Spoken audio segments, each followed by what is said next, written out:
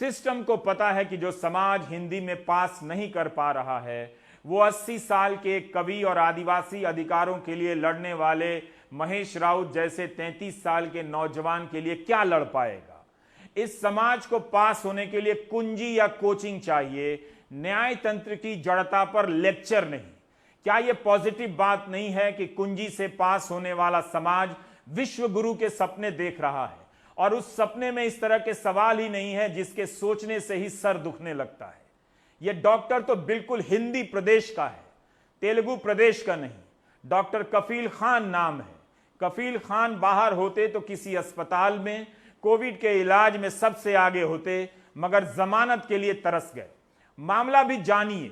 12 दिसंबर 2019 को अलीगढ़ मुस्लिम यूनिवर्सिटी गए, नागरिकता कानून के संशोधन के विरोध में भाषण दिया। अगले दिन एक एफआईआर हुई, 55 दिनों तक कोई गतिविधि नहीं। 29 जनवरी को मुंबई के एयरपोर्ट से एसटीएफ ने गिरफ्तार किया। जो एसटीएफ विकास दुबे को पकड़ न सकी, वो एक डॉक्टर को ऐसे पकड़ लाई जैसे भगोड़ा आतंकी या अपराधी हो। 10 फरवरी को डॉक्टर कफील खान को बेल तो मिल गई, लेकिन 4 दिनों तक रिहा नहीं किया गया। 14 फरवरी को उन पर राष्ट्रीय सुरक्षा कानून एनएसए लगा दिया गया। अभी तक 10 बार तारीख पर पड़ चुकी है। 15 जुलाई को रिट पिटीशन पर इलाहाबाद हाईकोर्ट में सुनवाई है, लेकिन एनएसए नहीं हटाया गया। 3 महीने के लिए एनएसए लगा था। 12 मई को फिर से 3 महीने के लिए इसकी अवधि बढ़ा दी गई, यह कहकर कि डॉक्टर कफील खान से लॉ एंड ऑर्डर को खतरा हो सकता है, जिसकी वजह से एनएसए बढ़ाया जा रहा है। इस तरह का रिकॉर्ड डॉक्टर कफील खान का नहीं रहा है। भाषण जरूर राजनीतिक रहा है, लेकिन हर जगह जहां भी मुसीबत आई है, डॉक्टर खान मदद के लिए पहले पहुंचने वालों में से रहे हैं, अपनी टीम लेकर गए हैं। 10 अगस्त 2017 को गोरखपुर के बाबा राघव दास मेडिकल कॉलेज में 60 बच्चे मर गए, ऑक्सीजन की सप्लाई रुक गई थी। डॉक्टर खान की हीरो की तरह चर्चा हुई कि किस तरह से इस डॉक्टर ने ऑक्सीजन का इंतजाम किया और ज्यादा बच्चों को मरने से बचाया, लेकिन इन्हें ही जेल में बंद कर दिया गया। बाद में खबर आई कि जांच कमेटी ने इन्हें निर्दोष पाया है। खबर आई तो फिर से जांच कमेटी बिठा दी गई। अब ये मामला कहां है, अंतिम रूप से किसी को पता नहीं। आज 6 महीने हो गए, हम लोग सिर्फ एक बार ही उनसे मिल पाए हैं। सोचिए, हम लोग गोरखपुर में रहते हैं, वो मथुरा जेल में उनको रखा गया है। हम लोग सिर्फ एक बार ही मिल पाए। ना फैमिली उनसे मिल पाती है, ना हम उनके पास पैसे भेज पाते हैं, ना उनके पास एक फ़ोन हमारे पास एक ज़रिया है जो हफ्ते में एक बार आता है, जिससे हम अपनी बात, दिल की बात उनसे कह सकते हैं और वो अपनी बात हमसे बता सकते हैं। मेरी भी 4 साल की एक बेटी है जो हमेशा पापा के बारे में पूछती रहती है। हमेशा रोज़ रात में वो पापा की फ़ोटो देखती रहती है, हमेशा पापा का वीडियो देखती रहती है और बोलती, पापा मेरे कब आएंगे, मम्मा पापा मेरे कब आएंगे। तो हम लोगों को 6 महीना हो गया झूठ बोलते बोलते कि बेटा आपके पापा कैंप कर रहे हैं और अभी जब कैंप करके कोरोना वायरस के इतने पेशेंट हैं उसको ट्रीट कर लेंगे तो वो घर पे आएंगे और मेडल लेके आएंगे। इस बहाने वो खुश रहती है कि पापा आएंगे तो मेरे मेडल लेके आएंगे।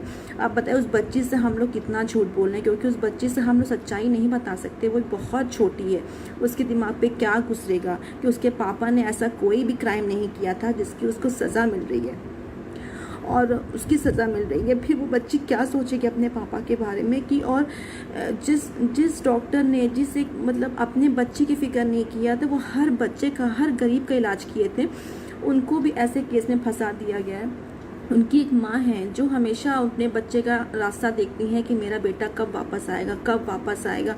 वो ना सही से सोती हैं, ना खाती हैं, ना पीती हैं, बस एक ही रट लगाती हैं कि आखिर अल्लाह पाक किस चीज़ का एग्ज़ाम ले रहा है, किस चीज़ का इम्तहान ले रहा है मेरे बच्चे से। मेरे बच्चे ने तो ऐसा कोई भी क्राइम नहीं किया था, वो तो हमेशा लोगों की मदद ही किया था।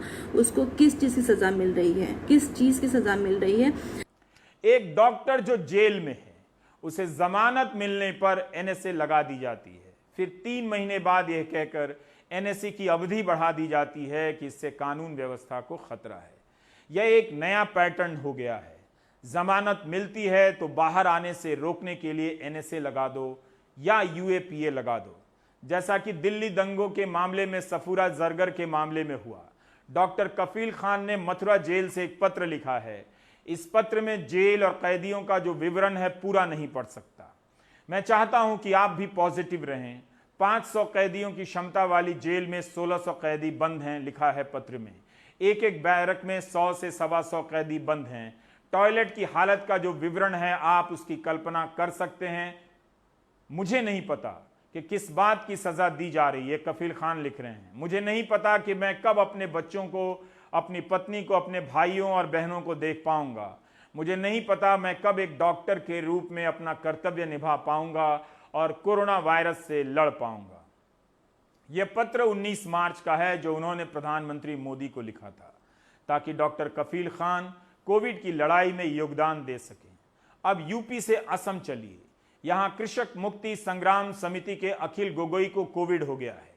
अखिल गोगोई 8 महीने से जेल में हैं। एनआईए जांच कर रही है और इन पर भी यूएपीए के तहत कई तरह की धाराएं लगा दी गई हैं।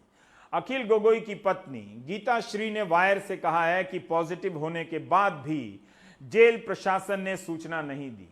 गौतम नवलखा से लेकर सुधा भारद्वाज, क्या खास विचारधारा और आलोचकों के समूह के साथ इस तरह के बर्ताव की रणनीति बनाई गई है?